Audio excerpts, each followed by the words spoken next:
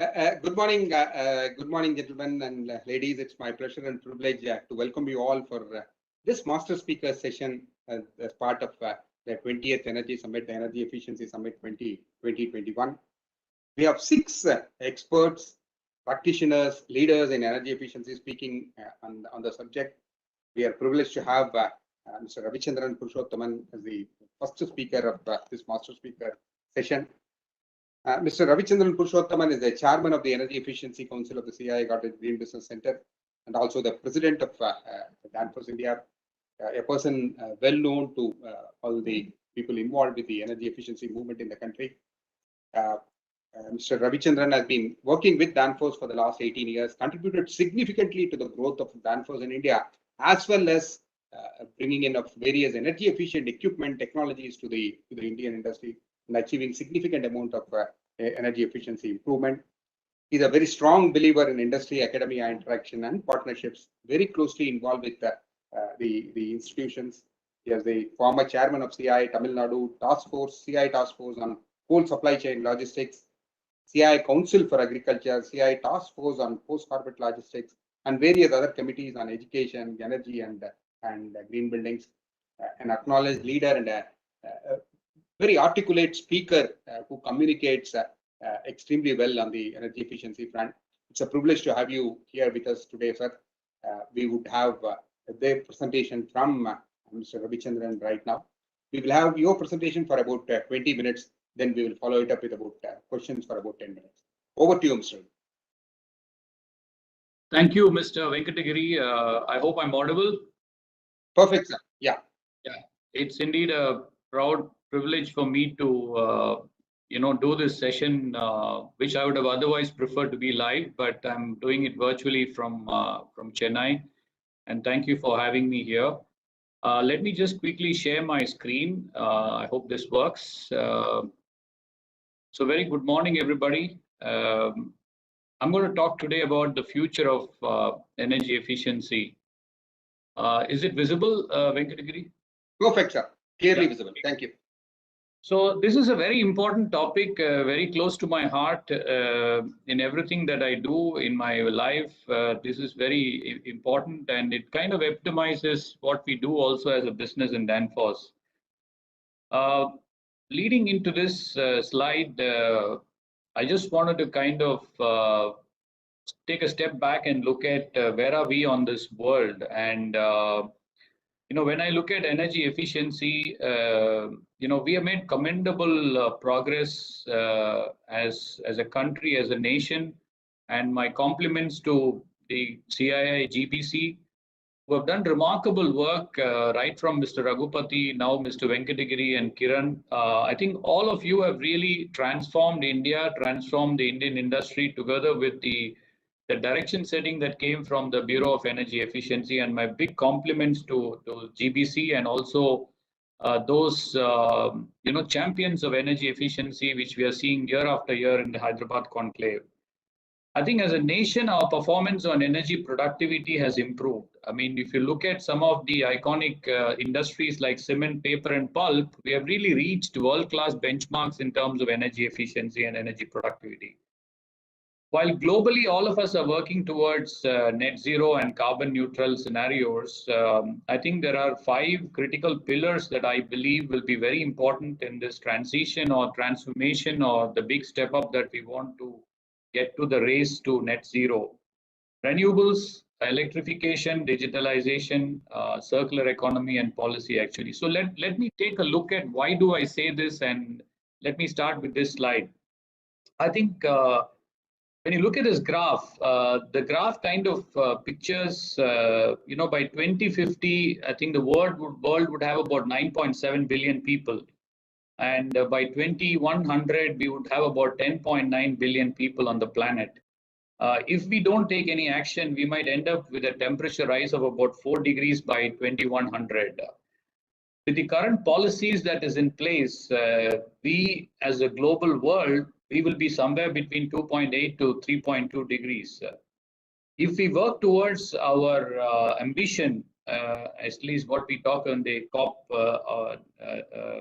areas, that we basically have a lot of commitments made by several countries during the several COP summits, where we believe we will end up in what I call as the pledges and targets area 2.5 to 2.8 degrees. But I think to really leave behind a safer planet and reach a business ambition of less than 1.5 degrees, I think in my view, the world needs to move rapidly to a net zero scenario with a lot more mitigation actions in place. This means we need to actually reduce the carbon emissions by about 150 billion tons of carbon dioxide. So that's the kind of a strategic challenge that is in front of us. Now, moving to a little bit on India, I think I'm happy to share with you all GBC together with Danfoss. We worked on a small project where we have done a report and a study. What does it take to reach net zero? And today, this evening, the report is getting released in the award ceremony. And when we look at it, India's peak is kind of going to be at around 2035, and the primary per capita energy also will be doubling by then. We talk about the $5 trillion and the upwards of the economy. So our net zero pathway for India seems very challenging because when you look at China, they are talking about peaking of emissions by 2030 and net zero target by 2060. Several European countries have already started peaking. And of course, they have reached their peaks. And now they're talking about carbon neutrality between 2040 and 2050. I think in our view, India, basis the report that GBC has figured out, that India's peaking would happen around 2035. And I think our net zero by 2050 is an extremely ambitious target. Looks very challenging, but I believe it's a great opportunity to look at, and we need to act now. I think we all need to bring down the net zero divide between the developed and the developing countries. And I think India has got a very advantageous position because India has access to new technologies and it's also available from all parts of the world. And I think India has a great opportunity in terms of using this opportunity to also create a lot more jobs, because in my view, energy efficiency creates a lot of jobs as well. I think more importantly, what I would like to talk about here is that, in this report that is getting published in the evening, it very clearly shows that, our business as usual scenario and, our net zero scenario are pretty challenging. So we really need some disruptive way of looking at how do we reach net zero when we are peaking at 2035 by 2050. Now, when you look at the three scenarios that has come about in this analysis, clearly, I think when we started as a nation post-independence, hydropower was kind of contributing to 25% of our energy basket. And when from the 60s till 2000, as the nation started building its industry, I think when the steel plants came up, the coal power was used for electricity. When the cars started moving out, oil was used for mobility. I think our energy basket has gone through a tremendous transformation in the last 50 years, actually. Now we need to take corrective actions to move to a more sustainable energy mix. From a country dependent on fossil fuels, we need to transition, I think, very quickly into an electrified society where quite a lot of energy, of course, we have committed to 40% of the energy mix coming from renewables by 2030. But I guess we need to take a lot more aggressive action on this space as well. I think in terms of a business as usual scenario, to a net zero scenario, it requires a lot more business models, scientific targets, systemic changes to really reach the green energy situation. And in my view, I think there's a lot that we can look at in terms of opportunities here. And to me, I think one thing that comes out very strikingly is even when you come with renewables, even when you come with a lot more newer and newer technologies, I think energy efficiency continues to stay as a very important connecting dot for all the different options, because that is an integral part of what we would like to harness. And it's clearly, as Paddu in his book said, It's the first fuel in my view, and I think truly it is the first fuel which we need to harness. But I think we have seen a lot more companies in India taking full advantage of the newer technologies, especially carbon capture, energy storage, waste heat recovery. I think all of this augurs very well. And when you look back what technologies have done for both GBC as well as the several companies, I think it's kind of been about 10 years to really get the technologies to really a level where you can penetrate deeper and achieve a lot of very high benchmarks in terms of energy productivity actually. So now we are at a cusp of an important transformation simply because digital is very all pervasive in my view, and digital is going to be driving this multiple challenges that are in front of us. Because when you look at India, we are talking about a nation where quite a lot has been done in the organized sector, but the medium scale, small sector, and the agriculture sector is where we need to really look at how do we bring them on mainstream actually, and that's one of the important things which will help us to look at this. Now, coming back to the BEE study, I think BEE has done quite a bit of work in terms of studying this and putting a roadmap of what India should do in terms of decarbonization. They've also talked a lot about a roadmap towards 2030. And when you look at all of this, a lot of this is hovers around fusion of technologies or use of digital or horizontalization of technologies or an ecosystem approach actually.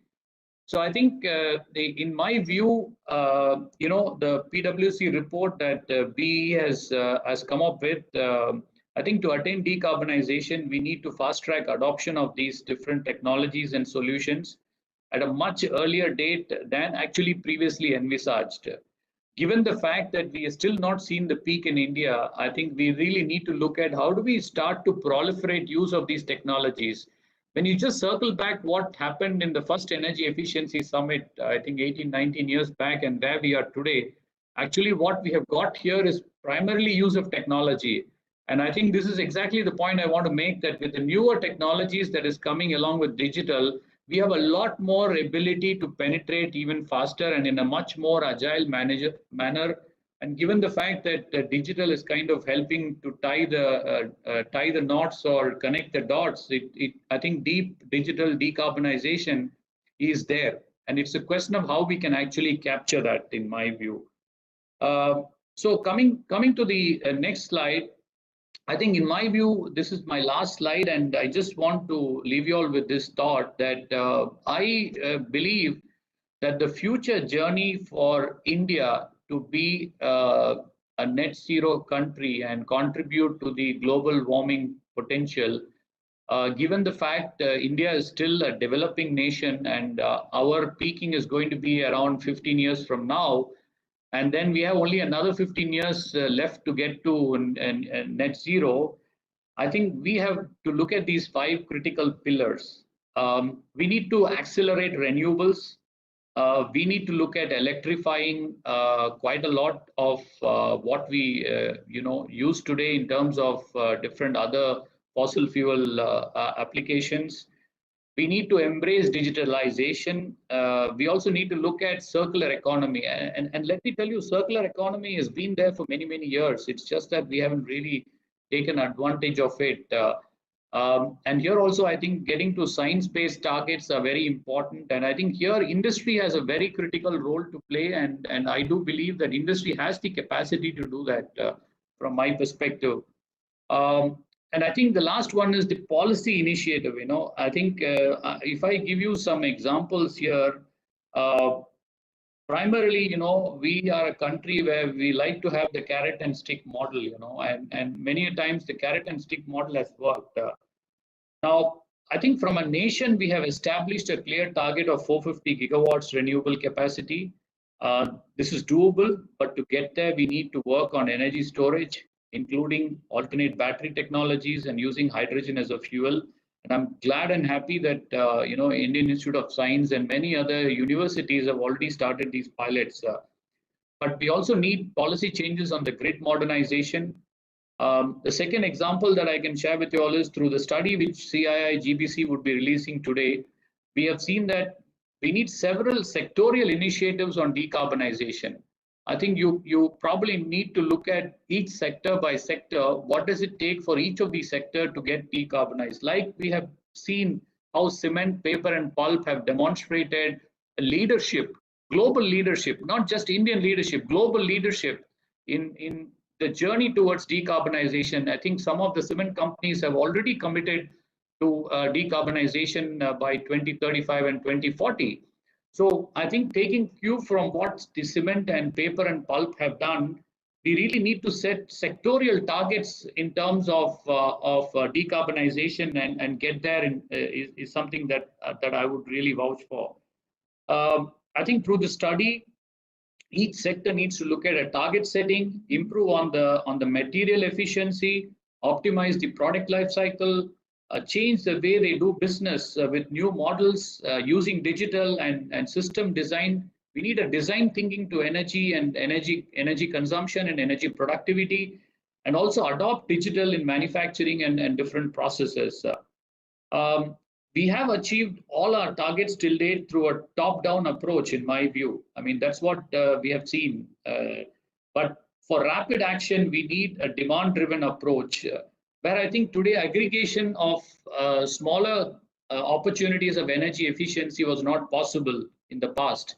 Like they used to say that to put up a 1 megawatt or a 2 megawatt plant, a board of 5 people can make a decision. But if you want to save 1 megawatt of 2 megawatt of energy efficiency, you need to aggregate a lot more actually. But I think now with digital being all pervasive, we have a greater opportunity to really take advantage of this.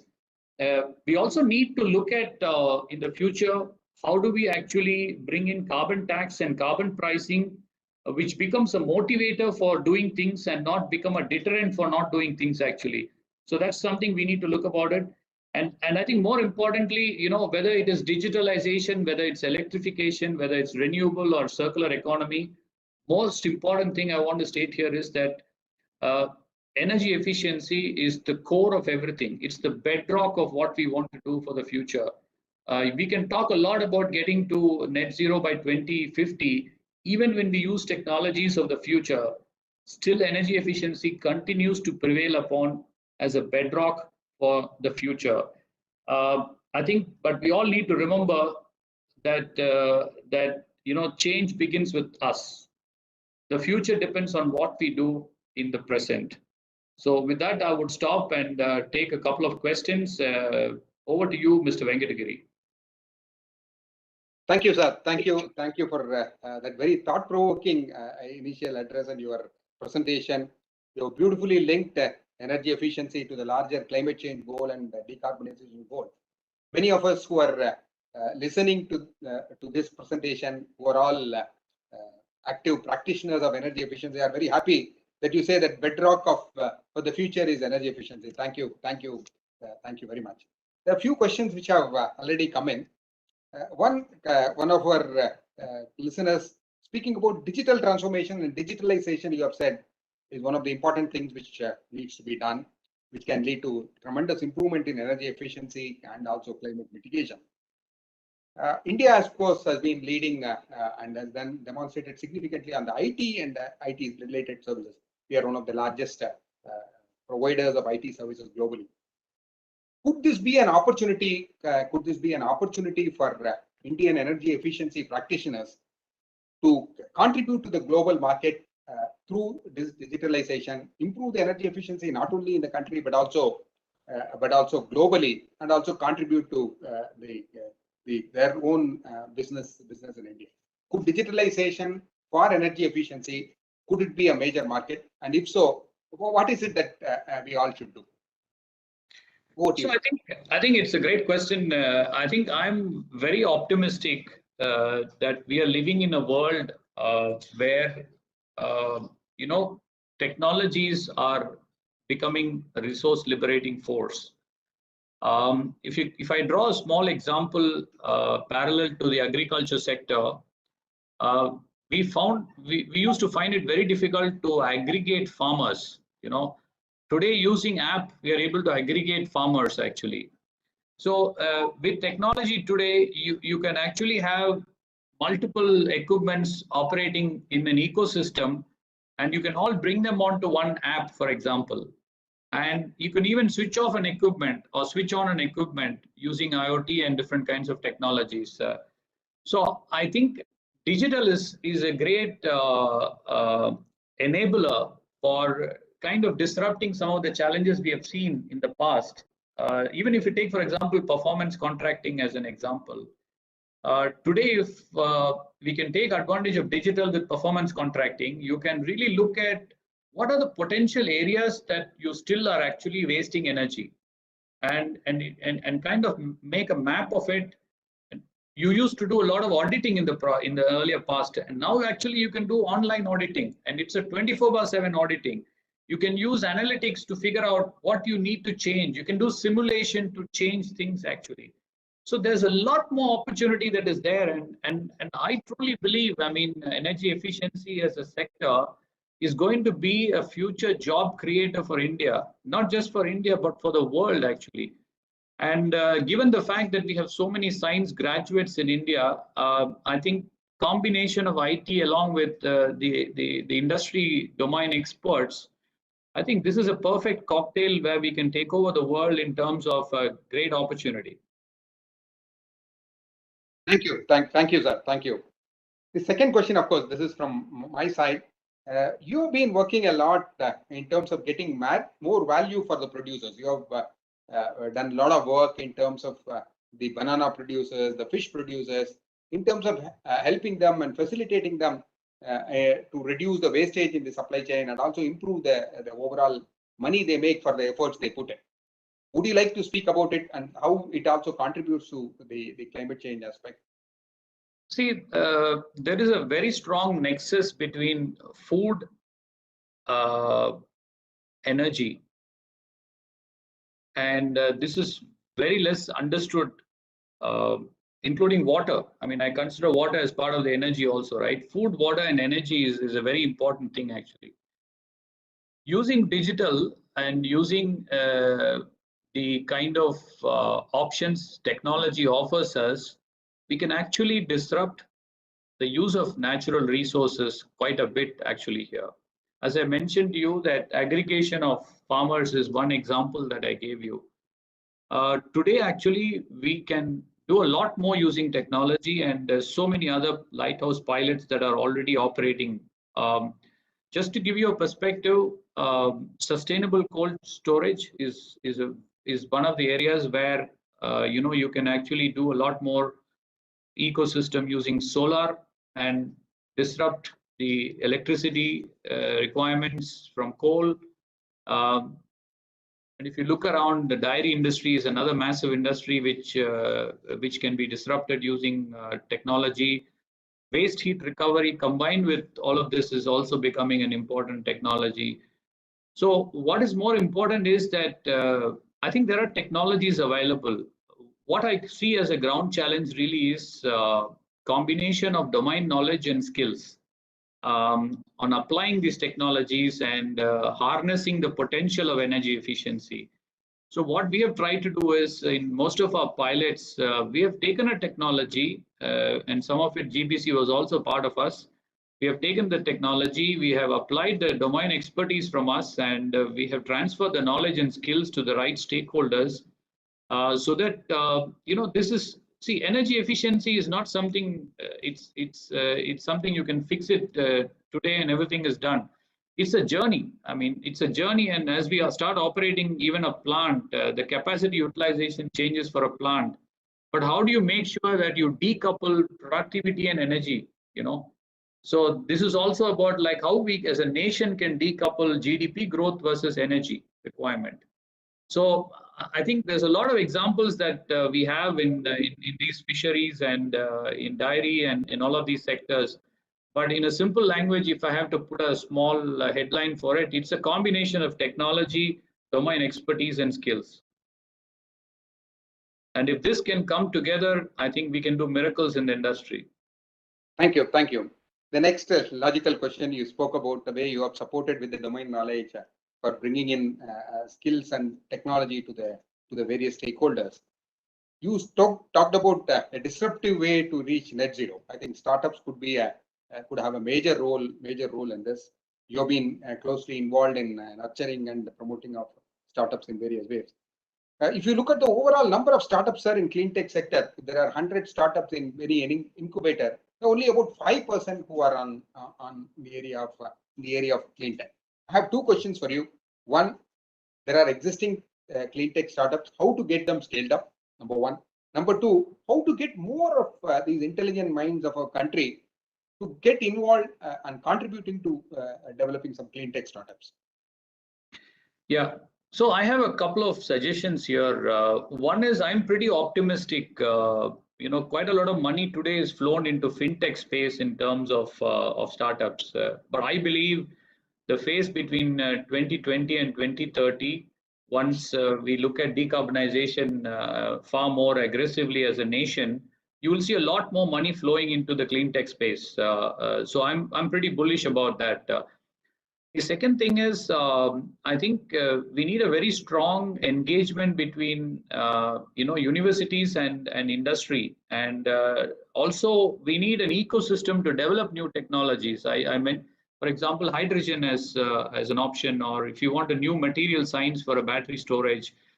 I think we should not walk down the path that has been already tried. We might look at innovation coming from young minds. So we need a lot more investment into universities, and that's also why I have been very vocal, even to the government, that government should actually incentivize companies that are investing into R&D with universities, because this is an area where we can kind of really look at the futuristic technologies, and a lot more innovation can come actually. The third important thing is we also need a lot of funding for taking risks, actually. I think as a nation, we are averse to risk taking. And I think we need to take a lot more risks and a lot more bets on technology. As I mentioned, technology is really the difference between becoming a net zero nation and not reaching a net zero nation, in my view. So I think we need to take a lot more risks, actually. I think lastly, what is important here is that we need a very strong leadership to drive this change, because this is a big step change in terms of putting more bets on clean tech and clean tech technology. I think we have made some good progress. I think we have started on this journey.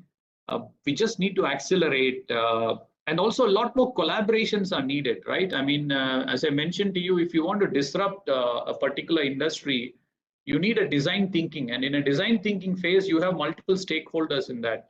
How do you bring all these stakeholders together?